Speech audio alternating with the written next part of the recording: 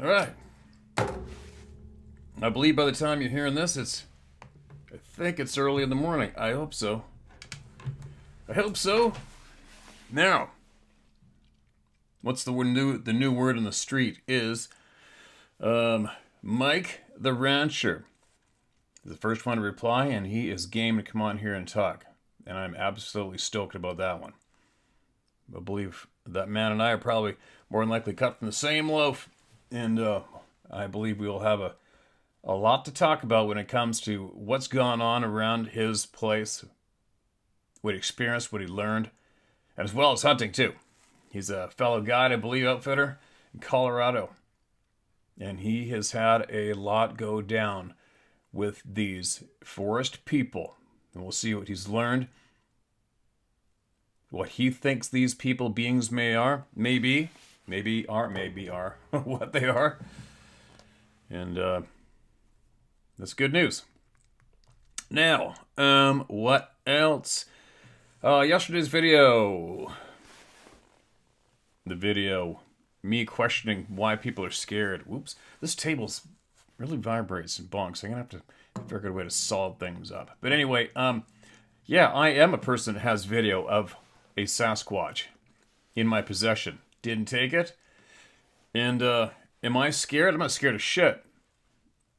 The only reason I am not sharing it because I have respect for the person who obtained it. And I'm not the one to decide whether or not they are possibly going to go to jail for airing it. End of story. It's not too hard to understand that, right? So I did touch into the source. I touched in with the source earlier this year, and they said, nope, he's still employed there. So it's a no-go so far. Oh, I'm sure it'll be released. And when it does, I don't think it'll be me. Who knows? I don't know. But I'm telling you what, for anybody out there who's impatient or thinks that somebody should go against their word and disrespect somebody that trusted you anyway, ooh, you can't get much more of a loser quality than that in life, right? If your word means nothing, you're nothing. You're absolutely nothing. And believe me, I have no problems respecting every single person that emails me here. No problem at all. It's too easy. All right, so before anybody jumps to the conclusion or blows a gasket, well, you share the video. Well, you know why. All right? If I recorded the video, you would have had it a long time ago. Anyway, so there's that. What else? I don't know, these suckers, everything's going fast as Sarah had made up with the new How to Hunt patch on them. They are going fast. I don't know what's left in there. These orange one here, I haven't worn it yet. I have a feeling this is going to be my lucky beanie. We'll see. I'm going to wear the steelhead fishing the first time I go, and we'll see how I make out. What else? Man, I've been having to... have to learn again. All I've been doing my whole life is teach myself so much shit. It's so time-consuming, but I bought this new camera package. And it came with a selfie stick, and I'm like, I'm cranking on it. It's got a little grip here. I'm just cranking on it, trying to get this damn thing opened up, you know? I'm like, how come I can't get this open? And I was going to put it in the vise and put vice grips on here and crank the top. Thank God I did. Typical man, right?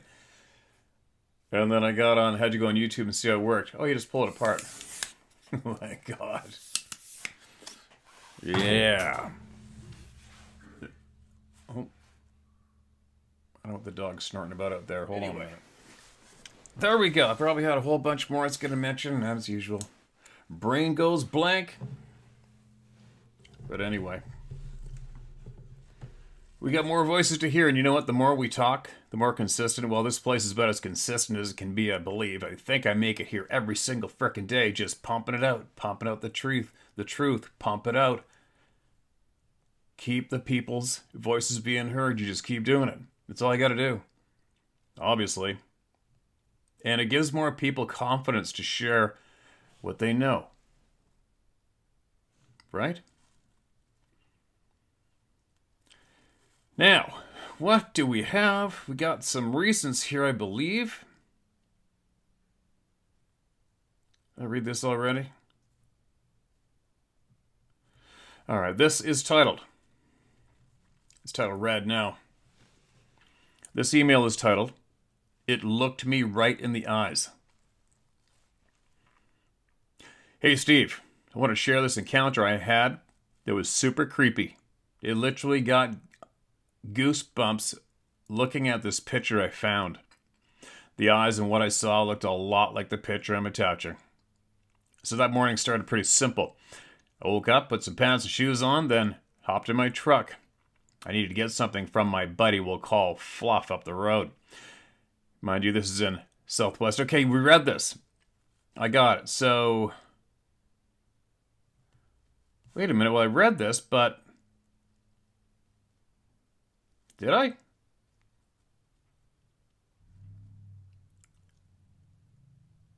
Oh, shit. Okay, so I read this, but this must be a second version. Damn it. This is the one with the Sasquatch that was crawling with its head fully up and erect, faster than a man could run. All right. Give me 1 second, you guys. So after 30 seconds, put my truck in gear and pulled forward to get a look. Right? Remember, went past the woodpile, didn't see shit. I then proceeded to drive on out of there. I got to the stop sign, checked real quick, pretty much rolled it, then floored it, and sped my way back home as fast as I could. I did not want it to be able to follow me back to the house. I grabbed a change of clothes and took off to my girlfriend's house. Now, here's the additional piece to his email. The picture I attached is the Minnesota Iceman. Just found that for the first time. When I noticed those eyes in the picture, the hair on my neck stood up. I'm just curious, has anyone else ever looked one in the eyes during the day? Because I'm not sure if I saw a hairy demon man or a Sasquatch that day. My previous encounters consist of crazy shit in the woods and seeing a black bipedal creature running under a porch 4 feet tall in the dark. Thank you so much, Steve, and anyone on the How Done channel. Because of you guys, I have a pretty damn good idea what these things are. Much respect, okay? And then he included a picture of the Minnesota Iceman. I think there's even some more clear versions of that photo, aren't they? Isn't there? Trying to get the right angle on my phone so it doesn't reflect. Oh, there we go. How's that? I believe that Minnesota Iceman, the original, I don't know if there was a duplicate made that was fake or what, but I believe the original, you could see its eye was blasted out from a gunshot or something too. I believe, and I wonder where that sucker ended up. Okay, gotcha. Gotcha. Stay in touch with us, man. All right? My hands are still covered in crap. I was doing my brakes before I did this video. Oh, well, whatever. Man world, right? Okay, moving along. Carrying on. Lack of knowledge on Sabe is the title of this email. Hi, Steve. My story is not that dramatic as most, but I would still like to share it. At the time of the encounter, all the information on Sabe was not available, so I had no idea what the encounter was about at the time. It took 45 years in your channel to take me back to understand what happened. I've been an avid hunter since 4 years old, with my dad carrying me on his shoulders hunting. I spent 20 years hunting bear, mule deer, and elk in Colorado and Idaho's wildernesses. Solo backpacking trips for weeks at a time. I don't remember or recognize any other signs of another encounter. Anyway, on to my encounter. I was 15 years old, living in northwest Louisiana next to Barksdale Air Force Base. You have read 3 other encounters close to this base. One morning, me and the dog were out hunting squirrels when I noticed all of a sudden my dog tucked her tail and hauled ass. I figured she'd seen a deer and was chasing it. A few minutes later, I noticed something pacing me. I stepped, it stepped, I stopped, it stopped. Steve, I could see 100 yards in any direction, and I see nothing. Even though it couldn't have been more than 30 yards from me. It was like it was invisible. I knew nothing about cloaking. The woods was totally silent, and you could have heard a pen drop 100 yards away. I felt dread and very scared. This went on for maybe 5 minutes until I couldn't stand it no more. I ran as fast as I could back home, never seeing anything. The dog was under the carport. It pisses me off that I was not educated on Sabe all these years until I found your channel and connected the dots. Steve, thank you so much for bringing us together for the educational experiences. You could use my full name, Doug Branch. P.S. If you ever drive through Shreveport, Louisiana, I'd be happy to buy your next meal that day. I just might take you up on that, man. And I'll make sure I'm real hungry. Kid. But you never know, I might be. Appreciate that. I'm glad you found the channel too, my man. I am glad. And it pisses me off that nobody has had the previous information either. But we're getting it out there, right? We're getting it out there. And that reminds me, last night I was flicking through the channels last night. And I saw a clip from, it was a crazy ass clip. It was a native girl hiding under a log jam in a river, and a grizzly bear, obviously made is a movie. A grizzly bear fighting the predator, a cloaked predator. It was an amazing scene, and I don't really watch too many movies and shit. I'm like, holy shit, I'm gonna watch that movie. I didn't even know it existed, but apparently it came out 2022 called The Prey. I'm gonna watch that just to freak me out. Anyway, yeah. 110% these beings can make themselves invisible. How? I don't know. Got some ideas, but I'm not the one to dictate how, that's for sure. Voices in the Bush is the title of this next email. Hello, Steve. My name is Andrew, currently living in the city of Brisbane, Queensland, Australia. You already know. Brisbane, Queensland, okay. You already know the value of your channel and getting people heard, so I won't waste your time on that. And growing up in the suburbs of North Brisbane, and being born in the mid-60s has been an adventure/nightmare all on its own. Going through the education system with a learning disability which was originally diagnosed as dyslexia. Well, that was just shit, and given that little was known about such things, I was labeled as being dumb and lazy. That's unfortunate, isn't it? I've recently learned through my own researching this diagnosis was wrong, and that I am now level autistic. As time moved on, I grew to enjoy exploring the bush, following creeks as far as we could, and by some miracle, never got bitten by a snake or any other critters. Like your favorite, the spider. We have some monsters over here that would give you nightmares, like the huntsman. Biggest I've seen was 7 to 8 inches in width.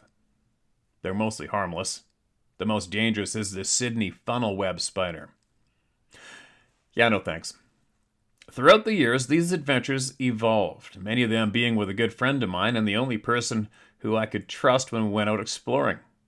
Rock climbing became another aspect of our adventures, which was strange given my fear of heights. But when you're with someone you can trust, the fear goes away. There were others that came with me on some trips, and this is where I learnt that you have to be careful who you travel with out there, and these people were next to useless in the wild. So for all these adventures, I was completely ignorant of our version of Bigfoot, the Yowie, and that all changed after reading the late Rex Gilroy's book, Mysterious Australia. Shit. Not that this stopped me from going into the wild places, far from it. On most trips, I usually carried a knife, 2-edged blades being my preferred, with a 5-inch blade. Guns were off the table. The Port Arthur massacre in Tasmania in 1996 was the catalyst for the disarming of Australia. One of many con jobs our F-tard government has implemented, which is exactly why I enjoy your rants. However, I'll leave off on starting my own, or this will turn into a full-length novel. The first stage of knowing happened nearly 30 years ago. On my quest for new places to explore, I discovered Numinbah Valley, which is near the Queensland/New South Wales border, and from there this became a favorite for many years. From the road it's about an hour walk to the woods. Then there is a choice of direction. You can go left or right, and the first time I chose right. As soon as I entered, it was like entering another world. and that I was being watched, but not in a threatening way, more as a casual observance.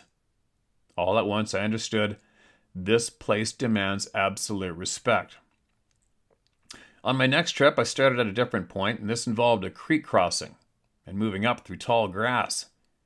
Halfway up, I came to a single tree that had bare ground under it, and there I found the footprint. A bare footprint. Seeing this quite fresh footprint made my breath catch at the reality of what I was seeing. Length 16 inches and width of 6 or 7 inches. Depth of print about 1 inch. Second event came a few years later on a solo trip. And at the start, there is a rough path, and then it's no trails. From this point, the rainforest got thicker, and on my left, there's a cliff wall about 20 feet high. As I kept walking, I hear some small rocks come from above. No problem. I keep walking, and then it happens again. Looking up now, and see nothing. Probably some local dead animal, and as I move on, it happens 2 more times, and at this point I think, you've got to be effing kidding me. This is beginning to look like a B-grade movie scene. I take a few more steps, and then there is the voices. Okay. 2 someones talking in a foreign language. Something like a mix of Dutch and German. At this point, I'm more curious than afraid as I take all of this in, and then there is the depth of these voices. A deeper bass than any human could produce. By the sound of it, this is a conversation as the tone is not threatening, and then the final connection is made. First thoughts, don't run. Second thoughts, walk away calmly. Third thoughts scream in my head, they're effing real. I've not been back since, not so much from fear, but that I had no way to make sense of it. Then sometime later I became a horse owner and the world moved on. And for the next 28 years I neither had the time or money to return. Back then there was no internet or mobile phones. It was only a year ago that I heard a recording of their vocalizations and the memory returned. 2 years ago my mental health took a dive and no one could tell me why. I was on medication for a while and that probably effed me up more, and I stopped taking it and went to working 3 days a week with partial benefits. Then I had to have my horse put down, 28 years old, diagnosed with a severe heart murmur. All I do was be there with him right up to the end, and a large part of me died with him. Oh, that sucks. I can relate. I've gone through a number of Bigfoot channels, and it makes me laugh at the amount of money they spend on and what they believe will bring out the truth, and then watch a couple of guys from Alabama who are using their mobile phones to film them, get better footage. In all honesty, I would rather hear the people's experiences on your channel than all these other ass muppets. Ass muppet. Lastly, I'm planning to return to Newmanbaugh Valley this year, probably around June/July when it's cooler, and see what I see. Being as I'm sliding towards 60 years old, I want to go back. Maybe the people of the forest can help me, as I've heard stories of them healing people, and at the least be back in the bush. I considered your question/rant about why next to no world leaders want peace. There's no profit in peace. Years ago, I used to read a magazine called Military Technology, which was a trade magazine, and I was stunned at the number of well-known companies who hold military contracts. Not just weapons or munitions.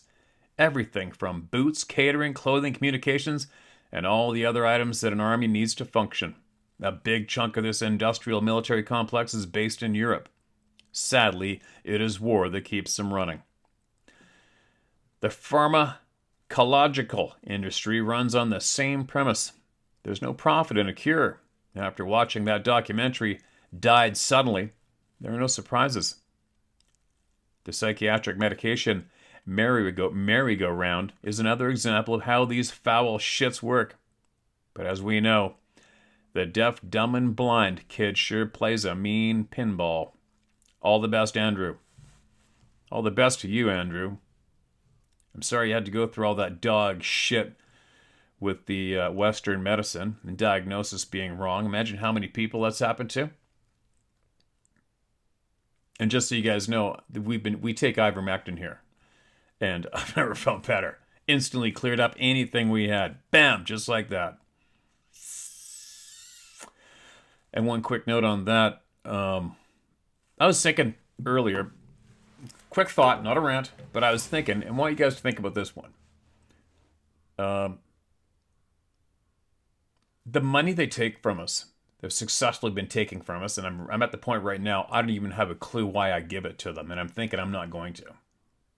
Whether it puts me in jail or not, I'm thinking, I'm not giving you guys my effing money anymore, you thieving criminal sons of bitches. Go F yourselves, right? Food. I went and got some groceries yesterday. I just went and got 2 loaves of sourdough, a jug of milk. What else did I get? A little thing of those pre-cooked chicken wings in the heated trough at the grocery store for me and Ruby to share 1 for 1 in the truck for 5 minutes of parking lot. And then I bought some of those instant coffees that come in a little package. 8 of them. 8 packages of my little instant coffees that I use. I've always used them backpacking and fishing, so I just use them at home now.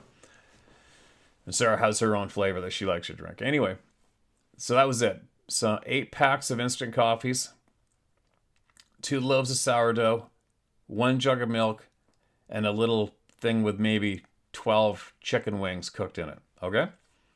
Guess how much? It was $144. And no, I'm not kidding you. Even the woman, the lady at the till, running the till, she goes, "Is that right?" I'm like, "You tell me." She goes, "Oh, no, the coffees went up. They said they're going up." Anyway, it's too expensive for a lot of people to even think about surviving today, right? Excuse me, especially in Canada, North America, around the world. And at the end of this month, no, April 1st, our government is implementing a 20% tax hike on fuel. What? It doesn't make sense at all. But what I'm getting at, my question is, do you think, possibly, once you get to the position of being a leader in the country, and then you're putting that, you and your team are put in charge of creating more tax money to take from the people, I'm almost wondering right now, is there a possibility that all of these dark sons of bitches who keep taking more and more money, they're making it too expensive to survive, basically, or have much of a life for the majority of the population, and there's no way they don't see that. But I wonder if there's some other entity that is existing that pressures all of these people up nonstop to get more money. Get it? There's got to be. I mean, there can't be any other reason, don't you think? It's just too bizarre that all of these so-called governments avidly take and take more and take more and take more from all the innocent people's lives. To the point they must be intimidated and threatened, like to the max.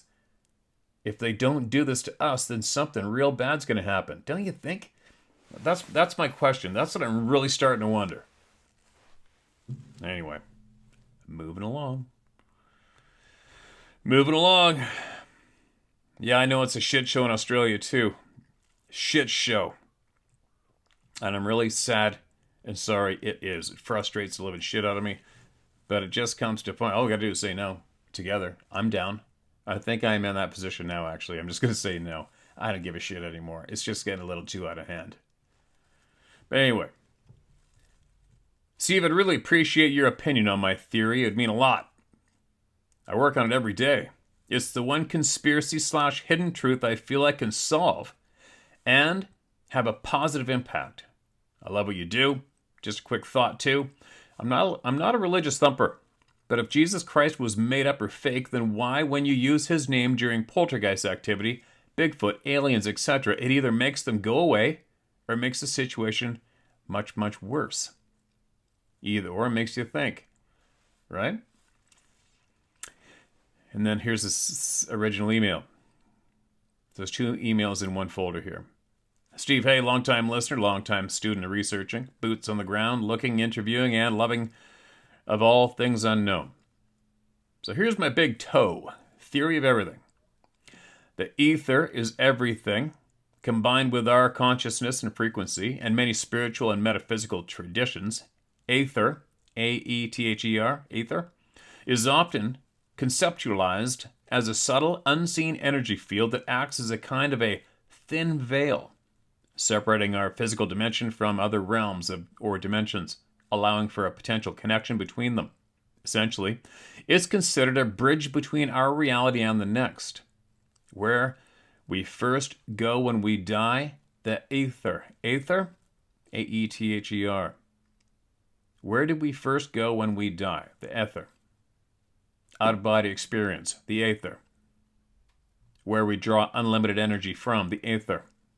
Akashic record located, the aether. How we can travel and bend space-time and distance, the aether.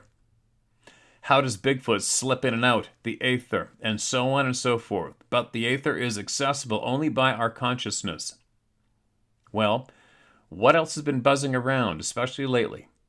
These plasma-covered drones, or orbs of plasma. Plasma orbs maneuvering through the forest.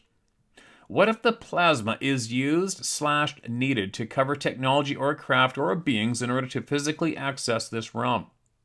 No longer limited to just out-of-body or consciousness. Now with a plasma covering, we can take craft or grant beings access to this limitless place. Okay, so now that that is out of the way, the Bigfoot can gain access to this realm. Be raising their vibration, they can enter the ether and just disappear completely. There's no time there, so I can see how a proto-human could live until today. But that's not even close to the end. Numerous reports tell of blue or other colored balls of light or plasma appear in the forest exactly where the Bigfoot was seen.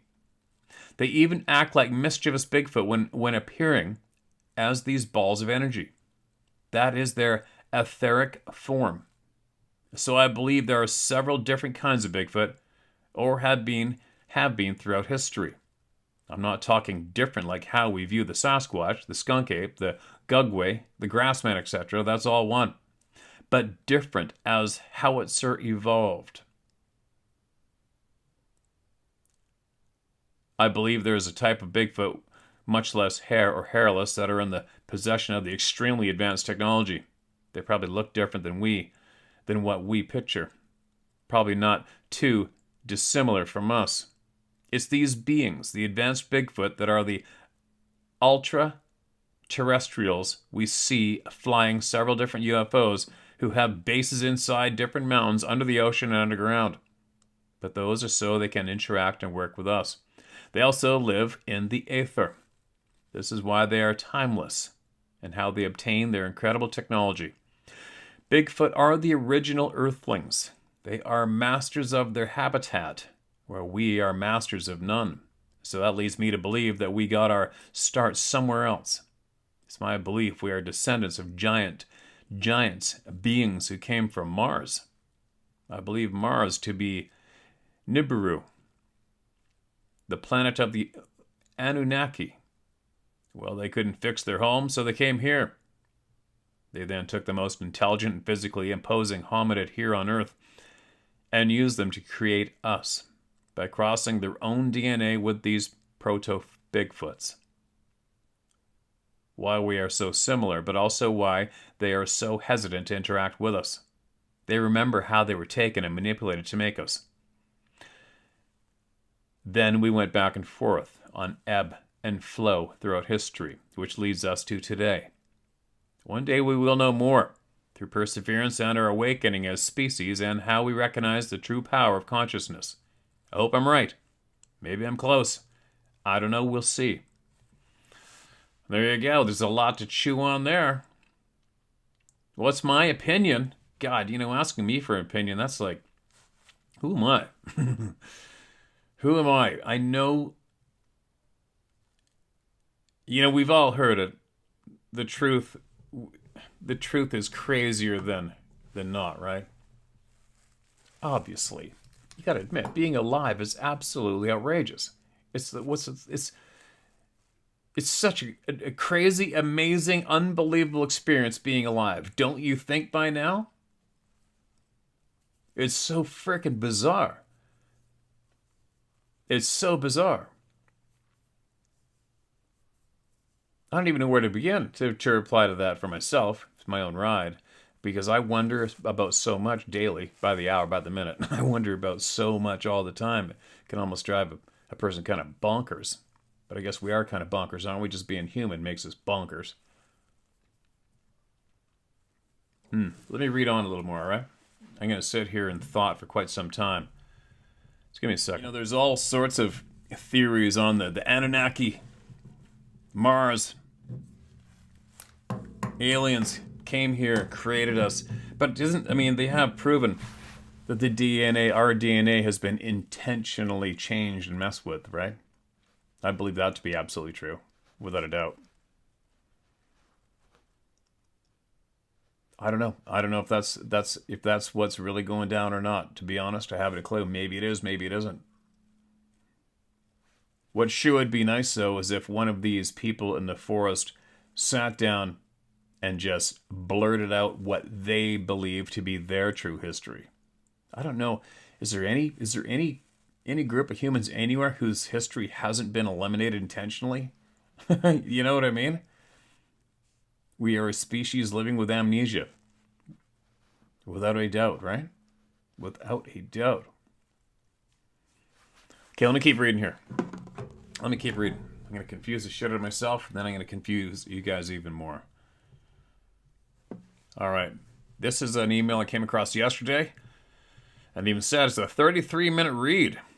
Puzzling pieces connected, question mark, a 33-minute read. Here we go.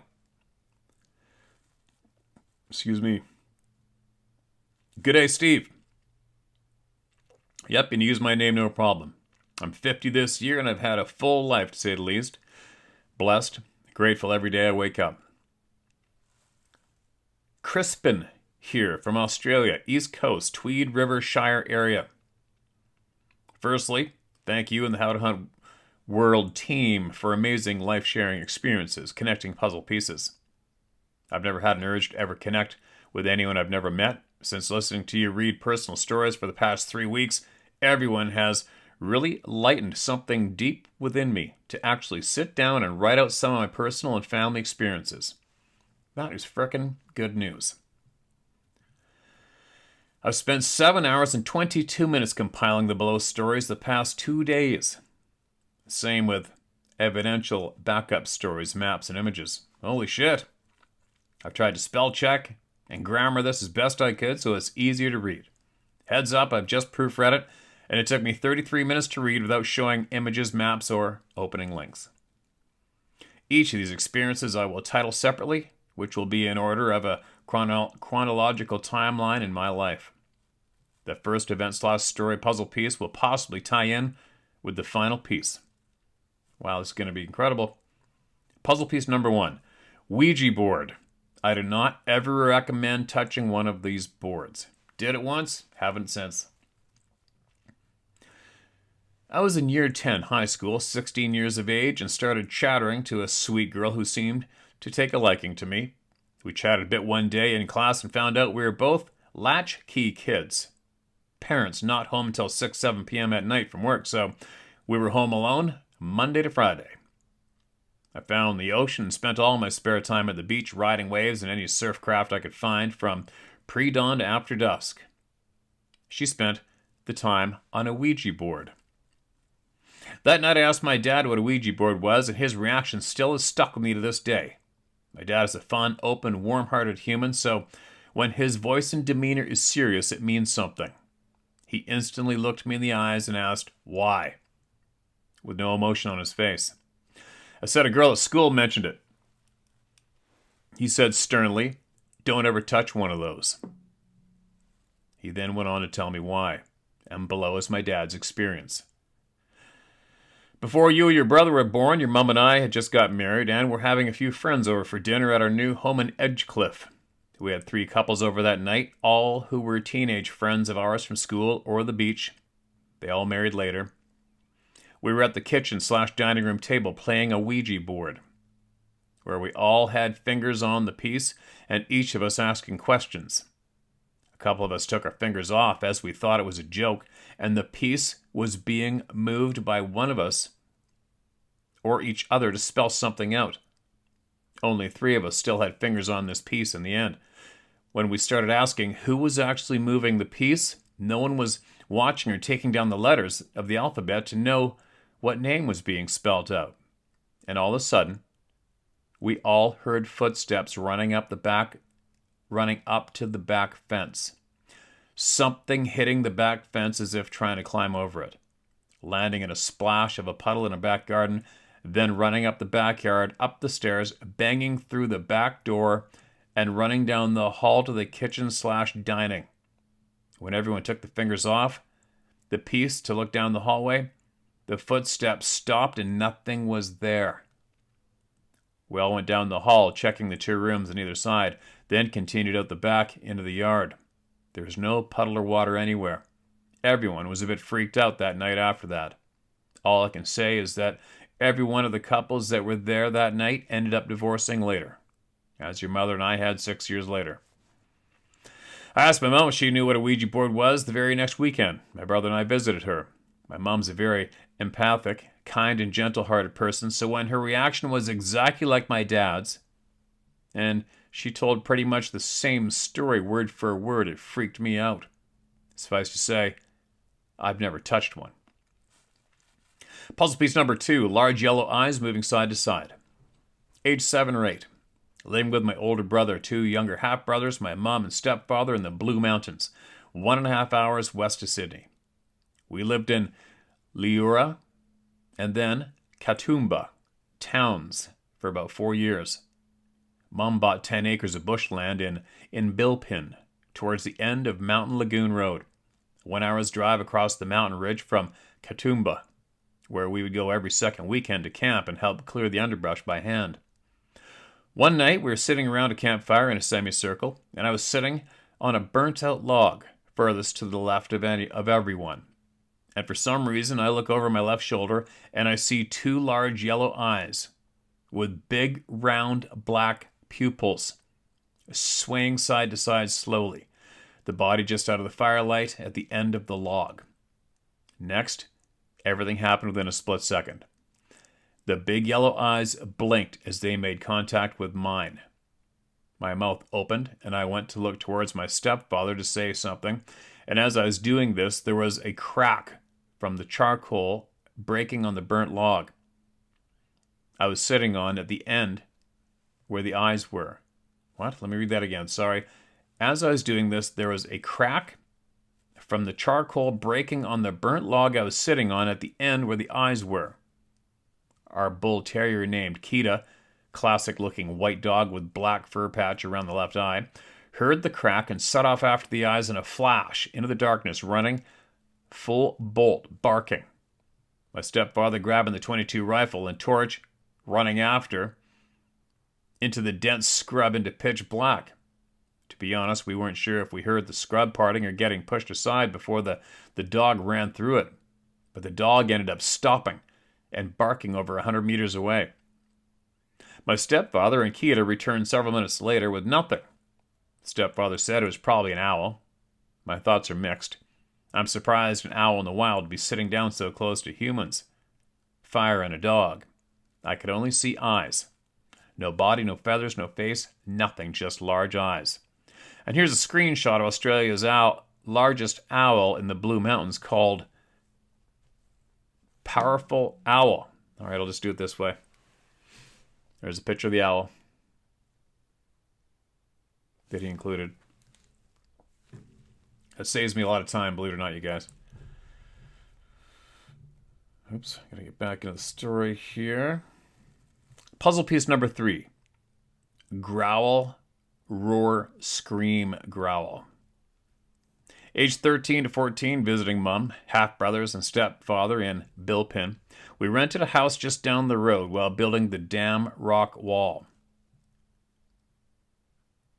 clearing and preparing the property to build a house on. The rental house we lived in was opposite a peach orchard, which ran down the side of Mom's 10-acre land. We were walking back from the 10-acre land across the peach orchard, where we met the owner of the orchard to have a chat about possible fruit picking work next to school holidays. There's a slight incline down to where each of the properties meet. We have dams adjacent to each other. Our dam was covered by huge ancient trees, and the orchard's dam was out in the open. It was a beautiful, warm, clear, sunny late afternoon. We were all positioned looking down over the orchard's dam towards Mom's property, when a loud growl, roar, scream, growl, so loud it echoed, coming from between our properties in the bush, between the two dams. Everything went quiet. Everyone looked at each other with disbelieving faces frozen. Then the owner of the orchard said, "I better get home," as his house was actually positioned down closer at the back of the orchard, closer to where that noise came from. Here's a satellite view. Okay, I don't need to show the satellite view to the public. We don't need people running around your property, but I appreciate that. Puzzle piece number 4, Big Cat of the Blue Mountains. Next time we saw Mom, she said the orchard owner mentioned the tail of a panther of the Blue Mountains. Possible explanation of the roar/scream/growl, as my mom had mentioned to the orchard owner about our large yellow eye incident years earlier in the same area on her property. Puzzle piece number 5, All is Quiet. My older brother wanted to get over his fear from those experiences, so when he finally got his first car, he was 18, so I was 16, he drove out to Billpin for the day, armed with a machete, hiking backpack with the 90s band Yellow playing loud on his ghetto blaster, which he had tucked into the backpack. Speakers were detached and secured to each support bar on the top of his backpack, positioned each side of his head facing outwards to the left and the right. His plan was to walk to the end of the 10-acre property, something we had never done, as we had only cleared about 4 acres of underbrush by hand, and that's all the area we knew of the property. And this is my brother's story. There I was, following the fence line between the orchard and our property, probably a couple 100 meters further than we've ever been, and just over the little crest, when all of a sudden my music stopped playing on the tape deck. I took my backpack off to check the tape. Sorry, there's little hairs floating around in here. I took my backpack off to check the tape, batteries, and wiring. I couldn't hear anything. Just dead quiet, not a sound. Like I could hear a pin drop. I felt the whole bush was either waiting for something or watching me. Then a huge, like the biggest March fly, they can grow to 2.5 centimeters or half an inch. They have gray striped bodies and huge green eyes we've ever seen, landed on my forearm. I watched it slowly turn to look at me directly into my eyes. I freaked out, smacked the fly away, threw my backpack on, and ran back to the road as fast as possible. I'm never doing that again by myself. Below, the satellite image of Mom's property, edged in red, where my brother stopped, circled in blue. Okay, and there's a picture of the fly with the green eyes. I'll share that with everyone here now. There's the fly. That is some crazy ass. I think it's better on that side, isn't it? It's a little better. Crazy eyeballs in that sucker.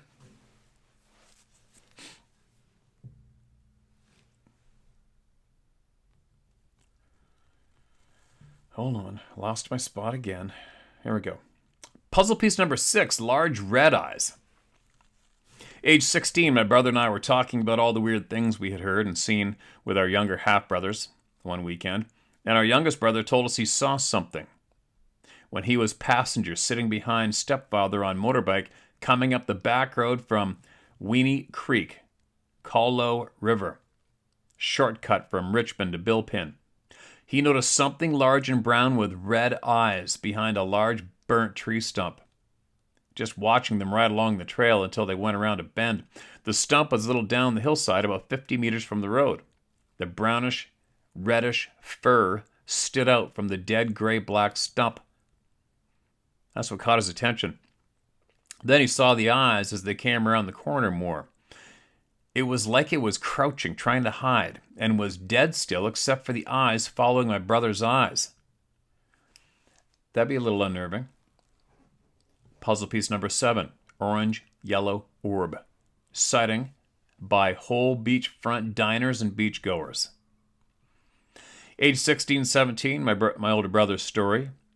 My brother and his friend were sitting at a cafe/pizza place at Coleroy Beach, northern beaches of Sydney, and they witnessed a bright orange orb over 10 minutes, for over 10 minutes.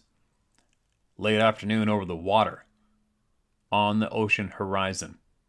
Enough time for one of my brother's friends to grab an old Sony VHS camcorder out and film the event. By the time he had it recorded, they walked across the main road onto the beach with other witnesses watching and pointing. I saw the footage later. When he zoomed in, it looked like an iridescent orange fruit being peeled. The orange lights were spiraling around a yellow orb underneath.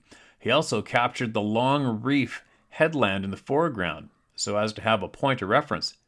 He kept as steady as possible, no zoom, and the orb looked like it was coming closer, and then shooting farther away, then coming closer again.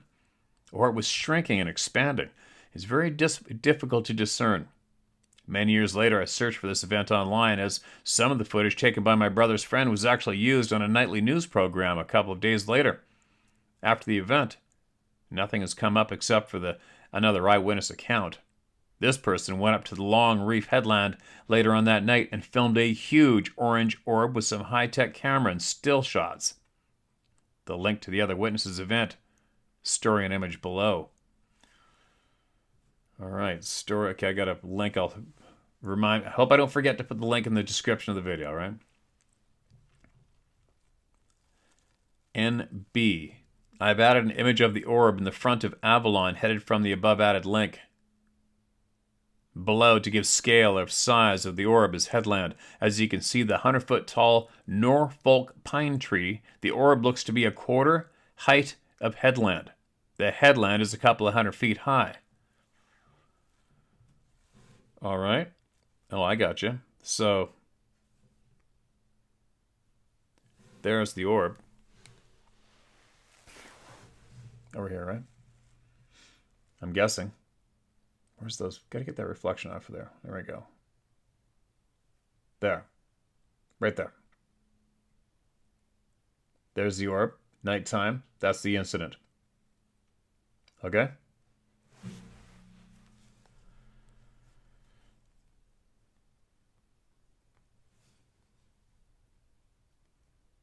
And here is headland. But it looks like there was lights on top of that headland thing, wasn't there? And that's the next photo included.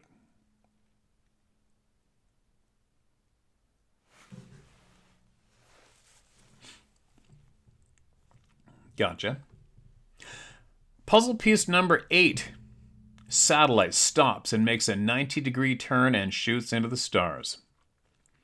At age 16, 17, living in Avalon Beach with my dad, where the above photo of the orb and the link provided on the northern beaches of Sydney, I'm putting my own laundry out on the clothesline in the back garden and looking up at the stars when picking up my school shirt. I noticed a satellite traveling slowly across the sky, so I decide to keep my eyes on it until it goes out of view. Several seconds later, it stops. My eyes go wide and try to stay focused on the satellite that stopped. It then shoots off in a 90-degree angle from its original path across the sky. I run down inside and ask my dad, "Does satellite stop and then turn 90 degrees angles, changing path?" My dad, cool and calmly, said, "Nope, I think you saw a UFO, son." And sure as shit, the next day in the news, there was footage and a report from the International Space Station following an orb in the haze of the Earth's atmosphere. It stopped and shot off into space at a right angle. Within a second, something came from Earth like a missile, shot through the area where the orb just was traveling. Link below for footage from the space station that was on the news. I'll put all these links in the comments in the description below, all right? Puzzle piece number 9, middle of the day. 2 times chrome spheres. Age 27, 28, Manly Beach, waiting for a ferry to Sydney City with my girlfriend at the time. We lay in a park watching a couple of clouds drift by in the blue sky, and we were discussing animal shapes they were changing into when I saw a silver/chrome sphere race by my vision from my left to right. I have attached an image below of the area that I was laying. Bad stick figure drawn. As it sped by, as soon as it was directly above me, it veered off and sped up instantly above me to the right, as if it knew it was spotted, and hightailed it off, changing direction. I've drawn on the map image below in red of the trajectory. I let out a "whoa" and started pointing at the sky, explaining to my girlfriend laying next to my left, "Hey, did you see that silver ball going from left to right?"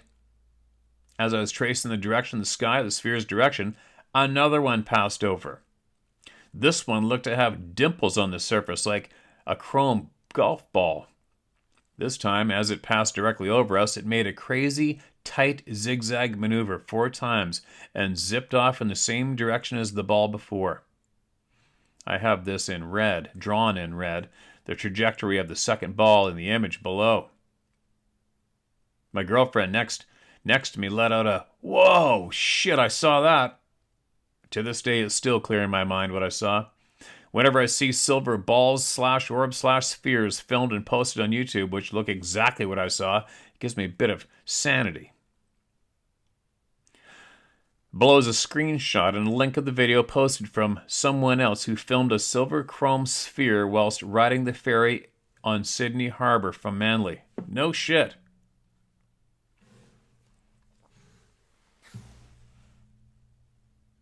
And I seen something almost exactly like that too.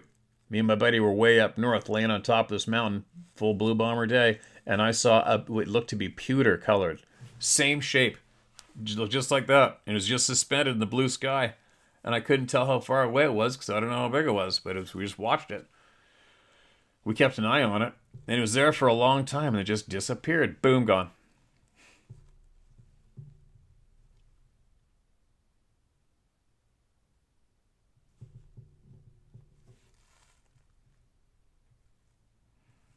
And there's another shot of it.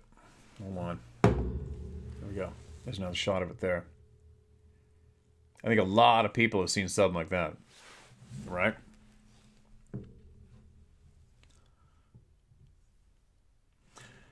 Puzzle piece number 10. Monsters. Stepfather. Possible Ouija linked. There were a couple of stories shared by your own personal experiences and the How to Hunt team regarding the infamous stepfather monster. Yeah, they're just called step monsters. We had one. He was an absolute psychological and physical, smacking an arse with running shoe menace to my older brother and I for 7 years. From when I was aged 3 to 10. I won't go into details. Anywho, my older brother told my mom when he was 11 that he was going to put a bullet in the head of stepfather when we were out on a quarry shooting targets with stepfather's .22 rifle. My brother said the only thing that stopped him was this thought, quote, "How's Mum going to look after us and our 2 younger half-brothers once he's gone?" End quote. My mother was a full-time mum, had no income job at the time, and this event scared my mother and let my dad take custody of my brother and I soon after. 6 years earlier than the court had ordered. My brother and I lived with that monster for 7 years. We joke it was 7 years of bad luck, as my brother had broken a large mirror when he was almost 2 years old. The cut from the glass shards had left a huge scar on his left cheek, from lip to ear. Whoa. 2 centimeters lower and it would have severed his neck artery. My stepfather started picking on my mother after my brother and I left. Mom said one night she was lying in bed looking at the ceiling and she saw a dark, evil-looking face in the top right corner of the room, positioned over our stepfather. In your YouTube post 1 year ago titled, "First Nation Elder Sends in Sasquatch Photos. Also 30 years of research drops some facts." End quote. At 42-43 minutes timestamp, one of your How to Hunt members described a similar presence. My mom wasn't sure what she was seeing, if it was just shadows, so she asked my stepfather if he noticed the face, and he answered, "Oh, that's always there looking over us." My mom said she's never been so scared in her life, which is a huge statement, as her and her sisters and brothers had an extremely aggressive and physically abusive drunk father, my grandpop. Mom said she stayed awake the whole night and prayed for help. She had never prayed in her life. And sure as anything, guess who knocked on the door the very next day? Jehovah's Witness. Mom took that as a sign, and she is still a Jehovah's Witness today. If it weren't for them, she would not be as strong and sane as she is today. Side note, my stepfather is one of my parents' best friends that experienced the Ouija board night described in the first story above with his girlfriend at the time, who later became his wife, who later left him, escaping at night through a side window. She passed by my parents' house whilst running away to say she was leaving him, and that my stepfather-to-be was evil, and he was different when they were alone. It will always be a mystery to me why my mom left my dad for one of their best friends, even though they were warned he was not what he seems. Maybe, just maybe, the thing that entered from the Ouija board attached itself to my stepfather? To round this all off, the girl in the beginning story who mentioned her Ouija board experience told me later that it had taken her 45 minutes to ask one of the spirits to leave, as you should never take/break the touch of the piece on the board, as it will keep them in our realm. She said it was persistent, but finally left. And years later, she married a teacher who was teaching at another school while this girl and I were students, and he was a douchebag, as I knew him from surfing at Avalon Beach at the time. Anyhow, the day of their wedding ceremony, the teacher woke up with vitiligo. Vitiligo? A rare skin disorder that causes blotchy skin discoloring and pigmentation all over his face. I've always wondered if the girl released a protective or troublemaking spirit that did this to the teacher as a sign of screw you, she's mine. As he was not a nice person, and for some reason I smiled inside at this unfortunate outcome. My own thoughts and ramblings. With the amazing communication levels we have today, my mother and I theorized from a verse in the Bible that, Matthew 24, "And ye shall hear of wars and rumors of wars. See that ye be not troubled, for all these things must come to pass, but the end is not yet." 7. "For nation shall rise against nation, and kingdom against kingdom, and there shall be famines and pestilences." Is actually describing how we're all much more connected today than ever before. Instantly.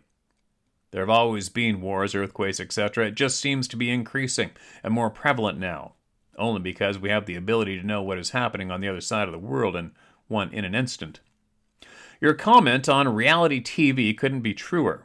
The first episode of Big Brother aired on Australian TV in 2001. I literally unplugged my TV and walked it out onto the front footpath with a sign, "Free," that night. Good for you.